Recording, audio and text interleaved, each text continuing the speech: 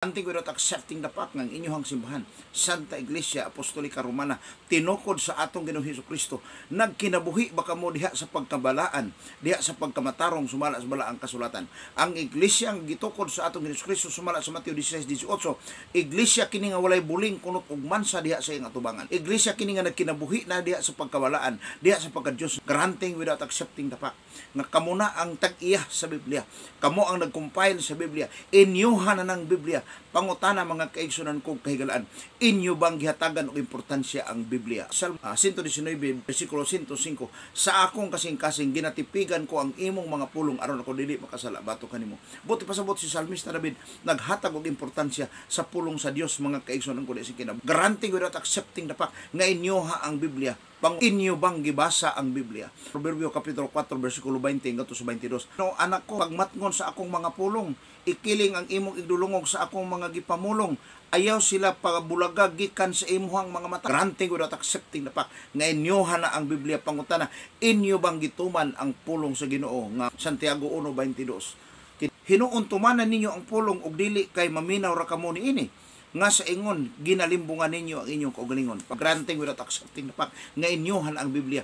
Inyo bang gituman ang pulong sa Ginoo mga kaigsoon? Granting without accepting the fact nga inyohan na ang Biblia. Inyo bang gipamalandongan ang Biblia? Salmo 1:1. Bulahan ang tao nga wala magalakaw sa tambag sa mga dautan, ni magtindog sa dalan sa mga makasasala, ni maglingkod sa lingkuranan sa mga mayubiton, kundili anaa sa kasuguan ni Jehova ang iyang kalipay og sa iyahang kasuguan nagapamalandong siya niini sa adlaw ug sa gabi. Granting without accepting the fact nga inyohan na ang Biblia. Inyo bang gitun-an ang Biblia? Roma kapitulo 5 versikulo 4, bisag unsa nga gisulat kani ato gisulat kini sila sa pagtuon kanato karon. 2 Timoteo 2:15, study to show thyself approved unto God, a workman that needeth not to be ashamed, rightly dividing the word of truth.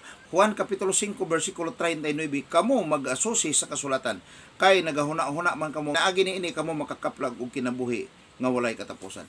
Granting without accepting the fact nga sa inyohang pundok daghan ang mga nangasantos. Kumustamos ang inyohang kinabuhi.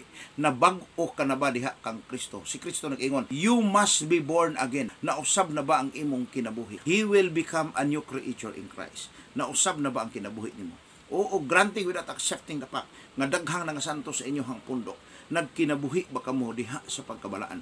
Nagalikay ba kamo sa mga bisyo o kahilayan? Inyo bang gibiyaan gitalikdan ang sala? Nakasiguro ka na ba sa imong kaluwasan? Sigurado ka ba sa langit inig kamatay nimo? Granting without accepting the fact na diha sa inyohang pundok daghan ang mga nangasantos. Sigurado ka ba sa kaluwasan nimo? Sigurado ka ba nga makasulod sa gingharian sa langit inig kamatay nimo? Nadawat na ba nimo si Kristo as your Lord and Savior? Kung wala pa mga kaigsoon ko kigalaan, dili pa ulahi kanimo ang tanan. Dawata si Kristo karon sulod sa imong kasing-kasing. Ang kunang ikaw sad-an o nagkinahanglan ka pa sa iluan.